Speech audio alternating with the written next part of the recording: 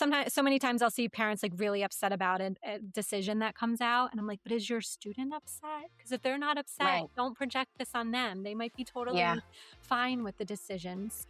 And then from the student aspect, I think the biggest thing is just not to compare yourself to other people in the process. I think it's so easy to get kind of like an imposter syndrome and like start looking at what everybody else is doing and thinking you're behind or you should be doing something else. And it's just, I guess, because we're older, right? And we can see down the line, like the people that sometimes look like they have it all together really don't.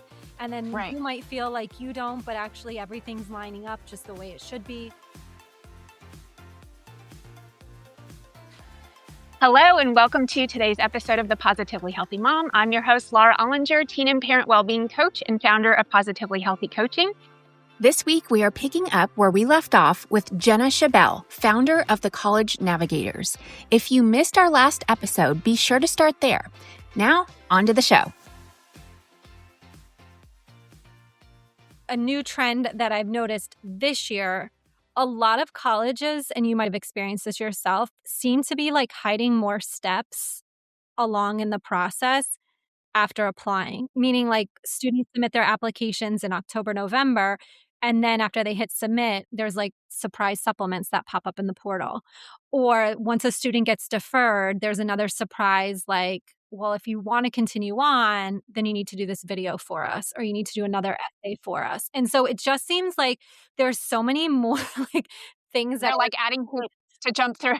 yes, more hoops to jump through. And I think it's just so they can try to figure out who's really interested. But I think it's just a lot on the students. But I've also seen videos creeping in more. So that's part of like, will that be part of a change with, kids use AI for essays. Essays are being read by AI in college. So like I noticed some schools this year with defers had students log into their portal. And when they did, it popped up a question. It was a video prompt. And essentially you had 45 seconds to read the question, and then boom, it would start recording your response. No Um, way. yeah. And if you didn't like answer that question and you like backed out and you logged back in, they'd give you a new question. So it's not like you could like get away and think about it longer. So they really wanted to see how people, I guess, were on their feet and answering questions. So like, I always kind of wonder how admissions might change going forward because of, like I said, essays seem to be like, I don't know, are they as good and credible as they were? So many hands touch them. Like I said, AI is reading them. So it'll be interesting to see how some of this gets reimagined. But I can see that some colleges are already kind of testing with some of this stuff.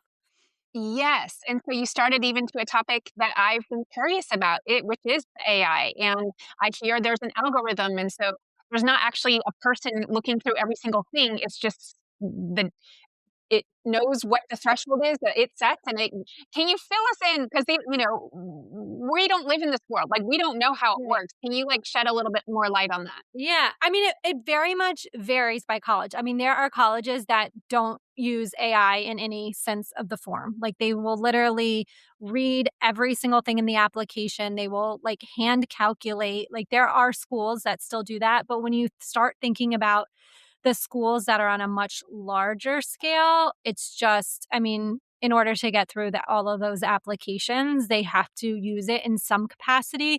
I would say probably the most popular at this point would be more for like transcript review. And especially, I don't know if your daughter applied to any of the schools that use STARS, which is Oh, yes, the we did self-report. have to do that. So when things get funneled into a system where it's very easy to like, I mean, you literally said it's a math course, it was honors level, it was this grade, this credit, like those can easily feed into things to be able to decipher like what courses were taken, if requirements were met. You've got schools like Tennessee, for example, like you have to have 16 core classes that they're looking for. And so it can easily weed out kids that maybe don't have, if they didn't meet certain requirements to like pull them out. Some schools are using them for reading essays, right? Virginia Tech was very forward and said, we're going to have one human reviewer and an AI reviewer. So they'll read them, put notes, some score, depending on how they use it in their admissions process.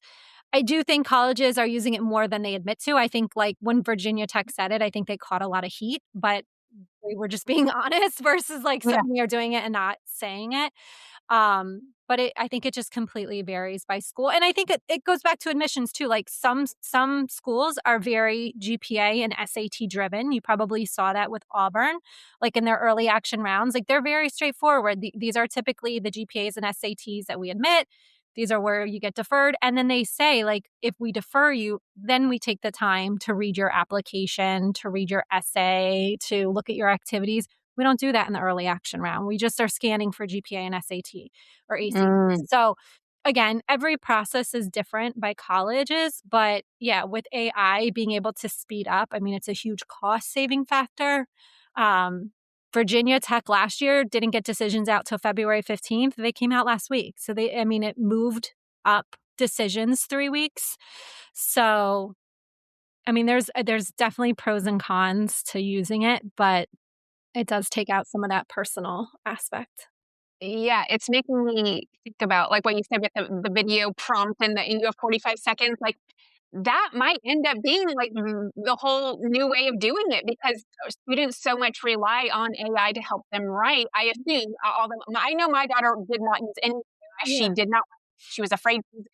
She didn't wanna get caught using it. She wanted it to be her voice, but I have a feeling that most kids use it to some extent. I don't know what you think. I mean, one, I question, like, would it be a bad thing if kids use it? Not that I'm advocating it, but if an AI is reading it, wouldn't they pick up on their own AI better? Like, part of me, like, questions that part of it. But I do think it would be helpful to have, like, a human component, like a video, like you said. It's funny because I had posted a video about it, talking about Fordham doing it, and people got upset in the comments, like, "Well, my student wouldn't be good at this, and what if they have, like, a learning disability," and all these, and it was funny because the rebuttal from a lot of people in the comments, I just let people fight it out, was, you know, "My company uses this. This is how we do our first initial round of interviews." So it's kind of like, Mm. even if you don't like it from a college perspective, if this is the reality of the real world now, and this is how companies are screening applicants and doing their first rounds, I mean, this is reality now for our kids. You know what I mean? Maybe they're not filling out resumes in the same way, or maybe this, you're not getting a phone call for your initial, you're doing these screenings. So I mean, we have to kind of, in some ways, evolve with the world, even if it makes us uncomfortable. It's what helps us grow. True, and kids are so used to doing the little videos of themselves anyway, that's how they communicate, and that's how social media, and it's funny because I remember the first time I even, like, took a selfie or did video for my social media, I'm like, "This is so awkward, I feel like I'm talking to a little screen and a little lens and nobody's there," but they do it all the time, they do it every day. Yeah. It's like, yeah, it's just it becoming more and more part of your life, so I understand there are the kids who might feel awkward. I of my 4 children, my first of 4 children, 1 is less extroverted, and I can see that child of mine struggling a little bit more with that, so it might be kind of personality dependent, but at the end of the day, Right. if that skill is what's required to get a job, then it might just be something you have to Right. work harder at, right? Right. And sometimes, like, those are the kids that surprise you because they wouldn't go stand in front of a class and do it, but they'll, if it's just private in their, room and they have to get a camera, they're like, "Alright, like, nobody's gonna laugh at me. It's only going to, who else is gonna see this?" So sometimes those are Yeah. the ones that surprise you too. Yeah. Who knows? There's gonna be, like, a whole new part of maybe your coaching business and my coaching business where we're coaching kids on their video skills, right? Like, on the confidence, on the speaking, on that whatever, that connecting through that lens, because that is a skill to, like, Yeah. connect through a lens, right? Where you're not acting like a robot or you're reciting your lines. Not that they have time to prepare, but, like, you just have to, like, let your personality shine through, and so, who knows? Like, there's just so much unknown at this point. It's kind of like when the internet was first starting and we had no idea at that point what Right. that would entail. And now we had no idea, like, we're still at the beginning of AI. We don't know how, like, what's going to happen from here and how colleges are going to utilize technology to Yeah. change that admissions process. So, um, okay. Next question I'm going to let you ask. Like, what, not ask me, but ask yourself, like, what do you think we should know? Like, we've covered a lot of topics. We've talked about majors, we've talked about the environment, we've talked about that admissions process, the psychology of it. Like, what else? Because I know you're in this world every Mhm. day, so you get so much. Like, Yeah. what can you share with us? Um, I think it goes back to what I always preach is that college is a business. So I think that's one thing that I just always hope I can educate people with, that so much of what goes on is just not about you. It's about them, and you're just a little tiny piece of their puzzle that they're trying to fit together to build their class. And I think once you take that perspective, it helps soften some of those disappointments and decisions, because again, these are things that are outside of your control. What works for one school, may not work for another. And that's okay. I think once you understand that, like I said, it helps soften some of the hurt and disappointment. Um, the other thing that I would say is, I think a lot of people, I would say one of my most popular kind of like DMs that I get on a regular basis, and it's always after like big decisions. So, like last weekend, for example, after all those came out, end of January, I got bombarded, and they all say this: my son or daughter had, and then it's always like fill in the blank, a 3.8 and a 1400, and they didn't get in. Like, that literally tells me nothing. But it's one of those things that I think people don't understand, that GPA and SAT alone don't make or break admissions, right? People could have those same exact stats. One gets in, one gets deferred, one gets denied. That they need to understand, one, that it's all in context to where you went to school, right? So 1400 SAT at your high school might be really good, or it might be expected, depending on the Mm, school you go to. Same thing with the GPA. A 3.8, you could be the top of your class at one high school. At another, it puts you maybe in the bottom 50%.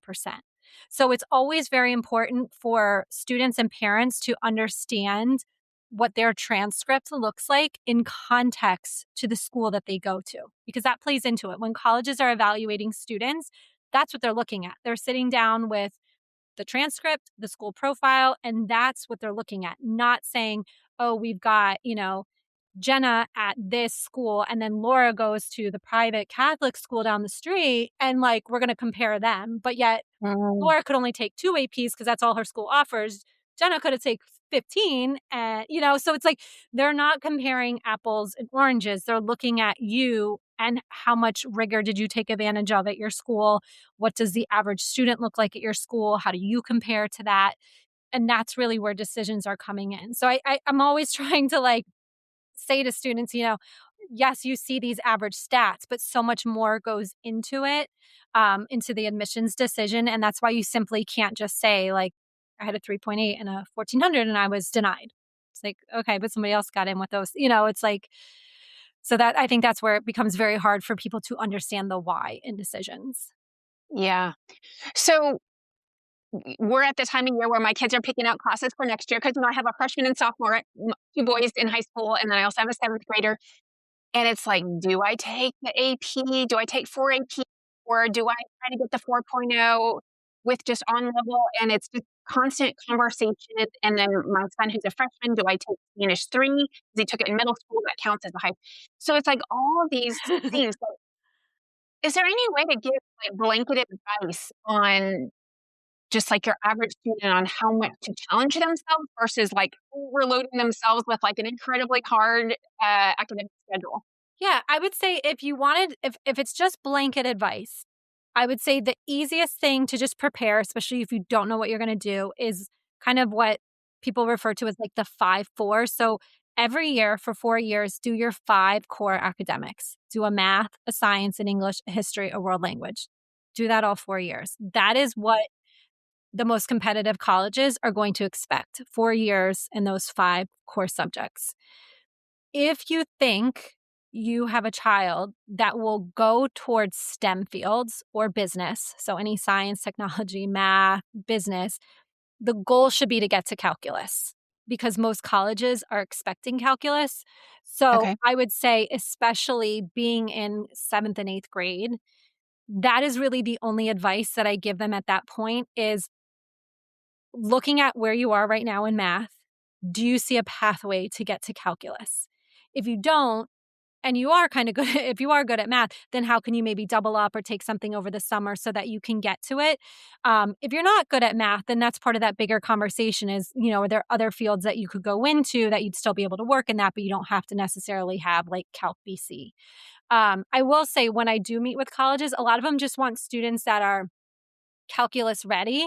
They're not as worried about, is it regular? Is it honors? Is it AP? I mean, granted, if you can take the higher levels, take it, but they would just like to see a student at least be at that calculus level to show the readiness because that's going to be expected for them when they get there.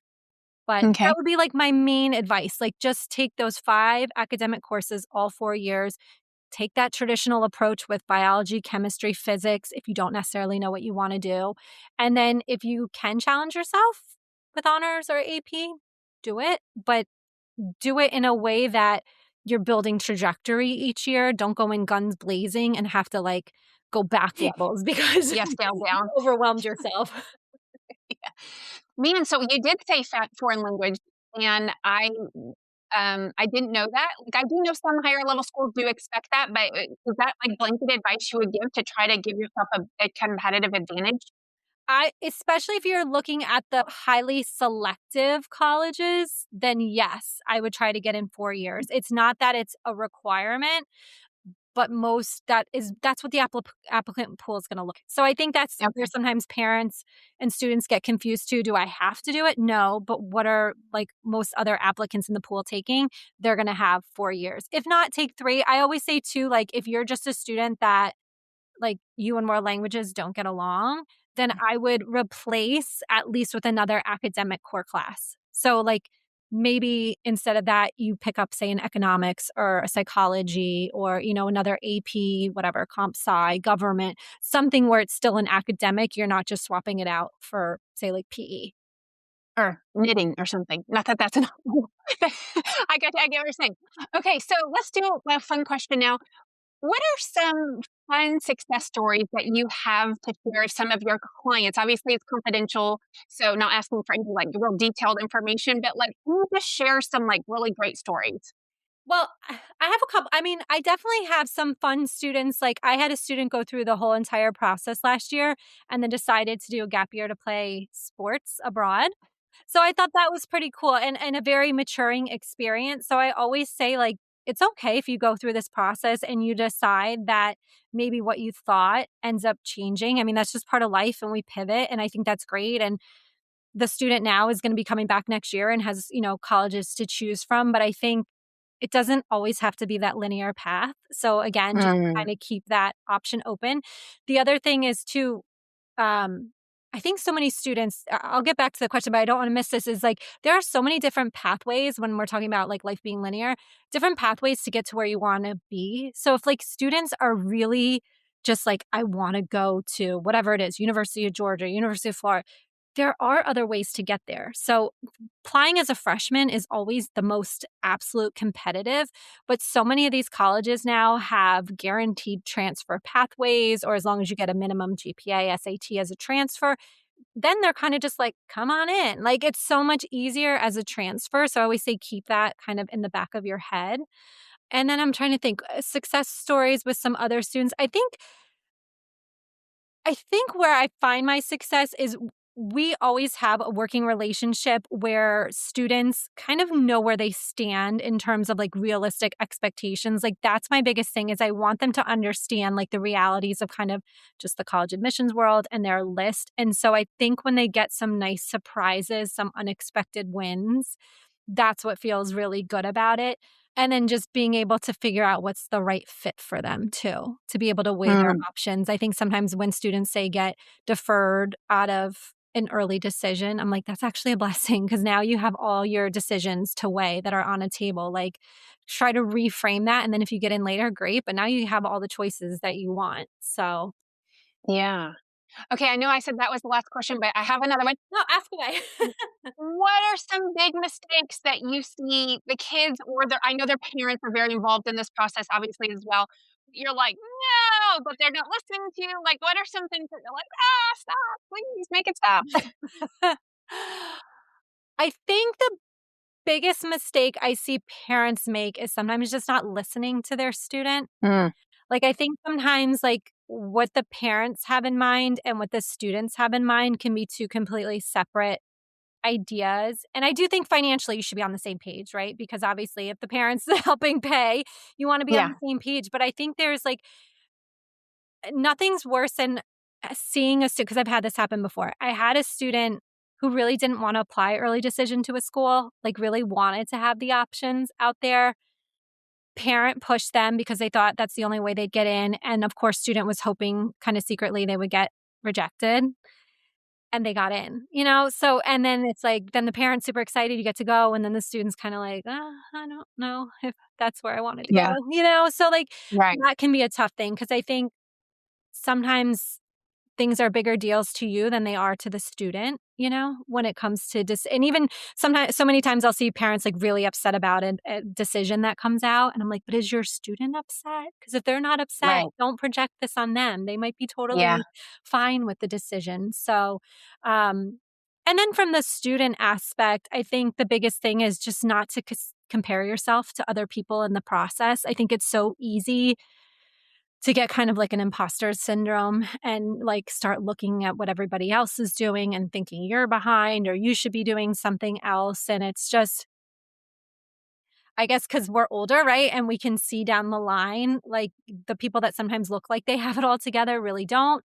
And then Right. you might feel like you don't, but actually everything's lining up just the way it should be. So it's just, if you can just kind of tune all that noise out and just stay in your lane and just focus on your own happiness, because at the end of the day, you're the one that has to go to the school. You're the one that has to put in the work for the 4 years. And so you want to pick a place that you're going to thrive in. And it doesn't matter what everybody else thinks, you know, about where you're going.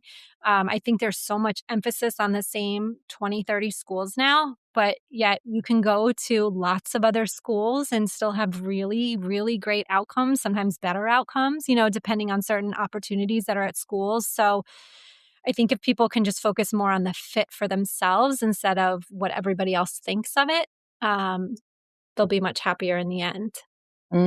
That's such great advice. Okay.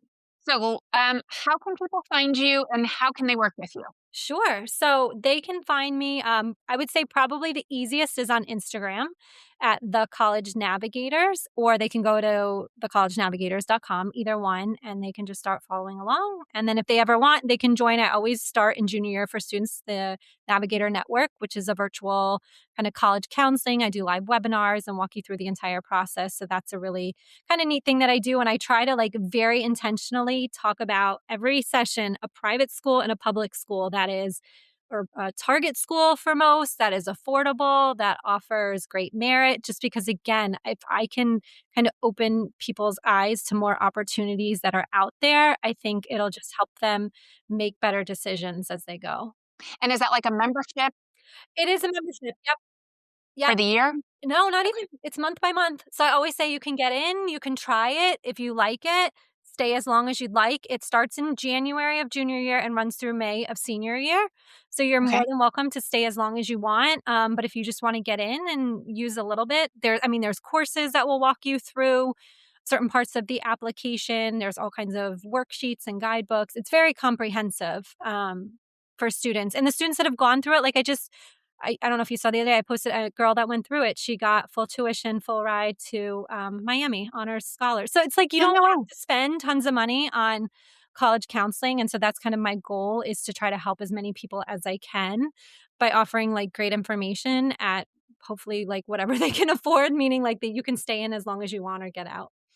That's such a great program. And then as far as I assume you do one-on-one also. So tell us I a do. little more about that. I do one-on-one as well. I limit myself each year just because I'm running the network as well. So the one-on-one is obviously much more comprehensive. And then I also do like application review services. So I always say, like, if you don't want to join a network and you don't want to do one-on-one, but you want a set of eyes on your application before it gets sent out, you can always just do kind of everything independently and then Uh-huh. send over your application for a review. And I do 2 revisions. So you'll get tons of feedback. So at least you feel confident in what you're submitting as it goes out. Awesome. Well, I love the service you're providing. I love the social media you put out there. It's such an important time to have someone like you helping with this because we know us, if we were left to our own devices, like we would be a disaster without professional support and guidance. We would be probably tail spinning and fighting a lot more, to be honest, right? Because it would be like, Mom, did you do this? Or daughter, did you do that? Right? And so, professionals like you are so invaluable in this. And I appreciate you coming on the show so that we can just like have a conversation and like we got a ton of value out of this. So again, thank you for sharing your time with us. No, thank you for having me. I love coming on.